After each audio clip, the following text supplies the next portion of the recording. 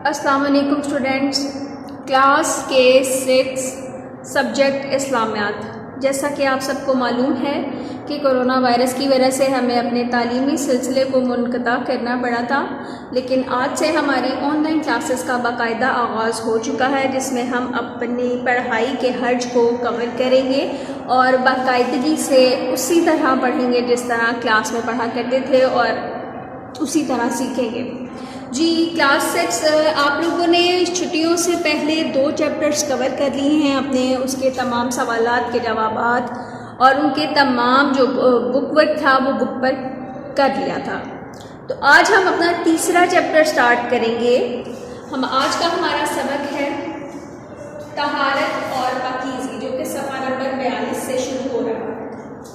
آج ہم اس کی پڑھائی کریں گے۔ اس میں ہم لوگ پڑھیں گے طہارت و پاکیزگی کا مفہوم، یعنی کہ طہارت کے کیا معنی ہیں، اس میں کیا کچھ طہارت میں کیا آتا ہے، اس میں بیان کیے گئے ارشاد باری تعالیٰ، یعنی کہ اللہ تعالیٰ نے جو قرآن مجید میں طہارت کے بارے میں فرمایا ہے ان کے ترجمات پڑھیں گے۔ رسول اللہ صلی اللہ علیہ وسلم کا ارشاد، یعنی کہ حدیث مبارکہ پڑھیں گے، اس کا ترجمہ پڑھیں گے، اور طہارت اور پاکیزگی کی اہمیت کو پڑھیں گے کہ اس کی اہمیت اسلام میں کس حد تک ہے۔ جی تو اب ہم اپنی ریڈنگ کا آغاز کرتے ہیں۔ بسم اللہ الرحمن الرحیم۔ طہارت اور پاکیزگی۔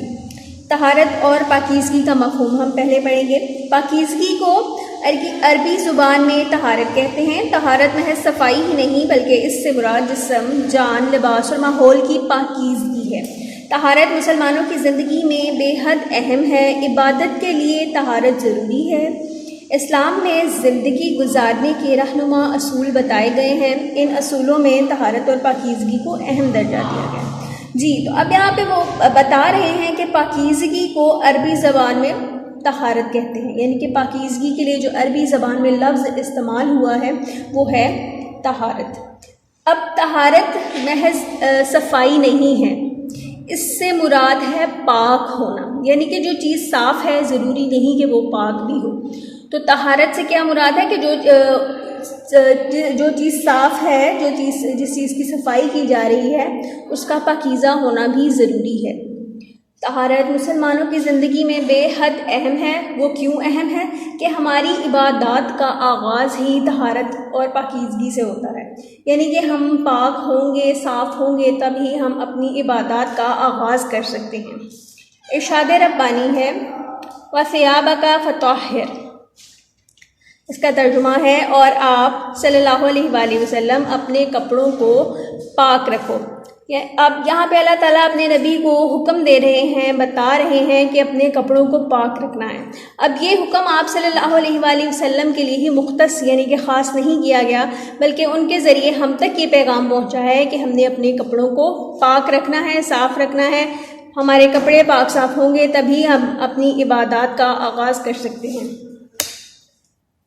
اللہ تعالیٰ نے طہارت اور پاکیزگی کا اہتمام کرنے والوں کے بارے میں فرمایا ان اللہ یحب التوابین ویحب المتطہرین۔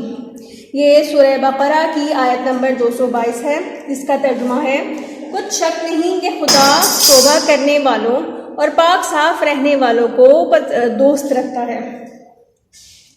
اب یہاں پہ اللہ تعالیٰ ارشاد فرما رہے ہیں کہ جو لوگ پاک صاف رہیں گے وہ میرے دوست ہیں، یعنی کہ اس آیت سے ہمیں پتہ چل رہا ہے کہ طہارت اور پاکیزگی اتنی اہمیت کی حامل ہے کہ اس کے ذریعے ہم اللہ تعالیٰ کے دوست بن رہے ہیں۔ اللہ تعالیٰ ہمیں اپنے قریب فرما رہا ہے، ہمیں اپنا دوست بنا رہا ہے۔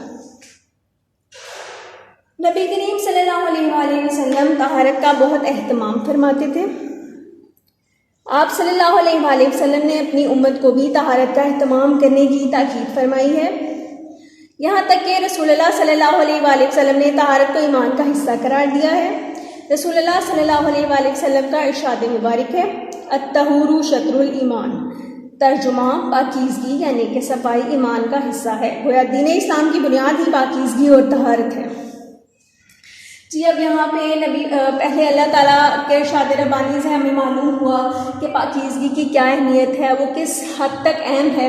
اب یہاں پہ نبی پاک صلی اللہ علیہ وآلہ وسلم جو ہے وہ طہارت اور پاکیزگی کی اہمیت کو بیان کرتے ہوئے فرما رہے ہیں کہ پاکیزگی جو ہے وہ صفائی کا حصہ ہے، صفائی جو ہے وہ ایمان کا حصہ ہے۔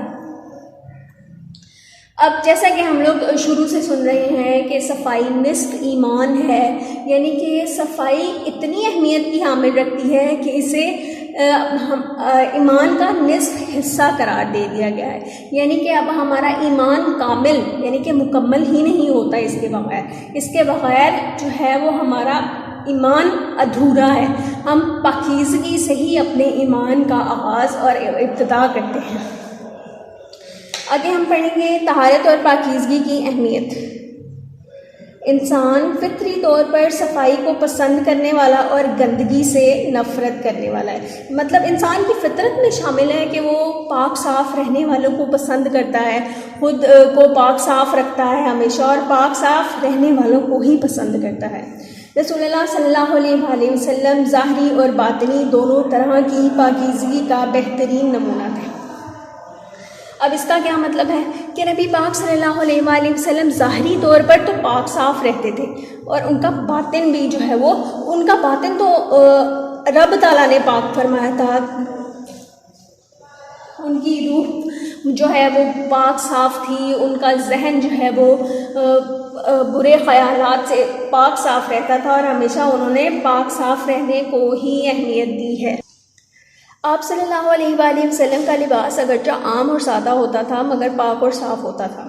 آپ صلی اللہ علیہ وآلہ وسلم کھانا کھانے سے پہلے اور کھانا کھانے کے بعد ہاتھ دھوتے اور کلی کرتے۔ اب یہاں پہ بتایا جا رہا ہے کہ نبی پاک صلی اللہ علیہ وسلم کا لباس جو ہے وہ ہمیشہ پاک اور صاف ہوتا تھا، اگرچہ سادہ ہوتا تھا۔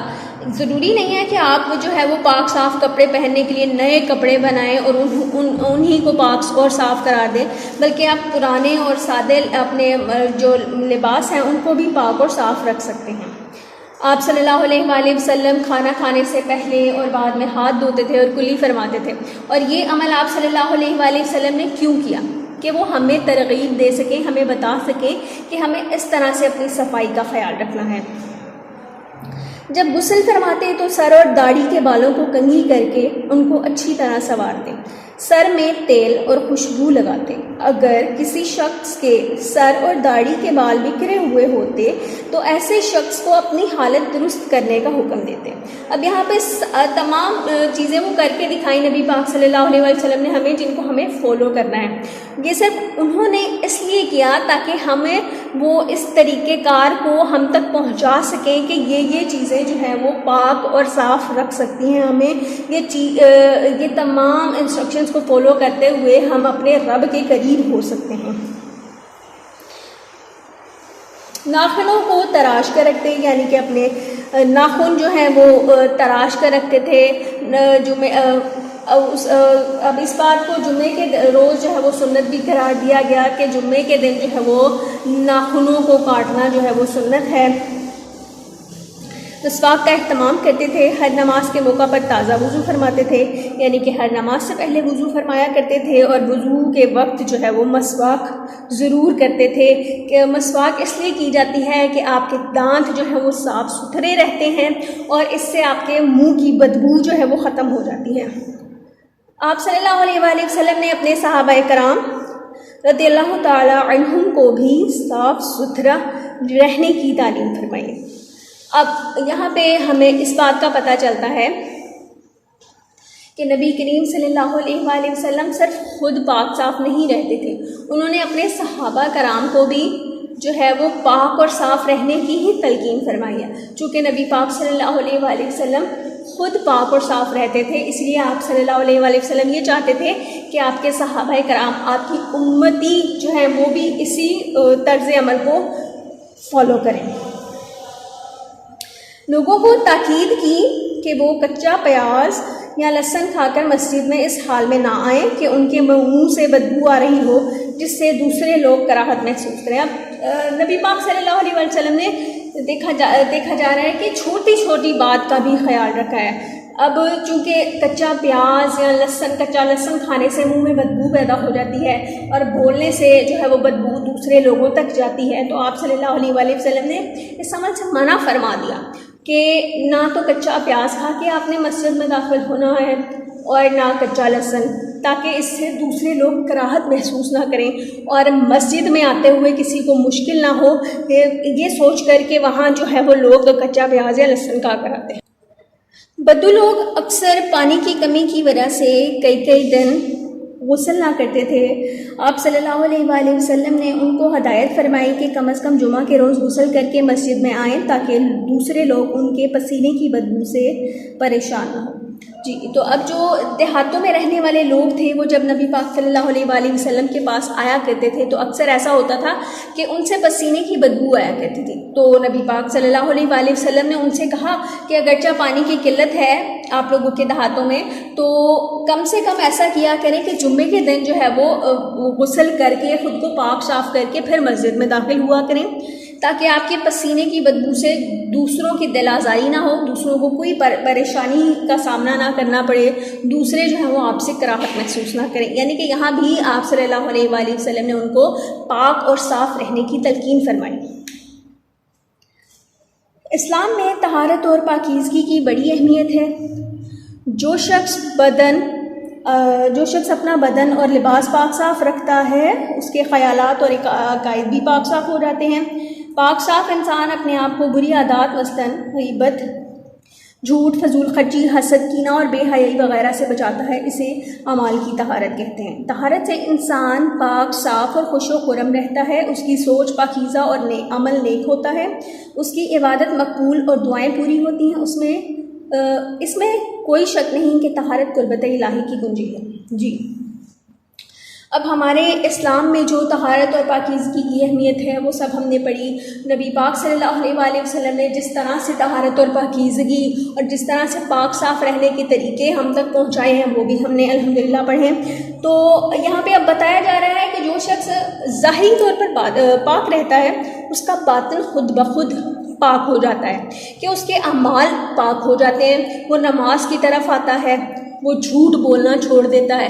کیوں؟ کیونکہ جھوٹ ایک گندی چیز ہے، وہ اس گندگی سے دور رہتا ہے، وہ اپنے ذہن کو پاک کرتا ہے، وہ خود بخود ظاہر پاک ہونے کے ساتھ ساتھ اس کا باطن بھی پاک ہو جاتا ہے۔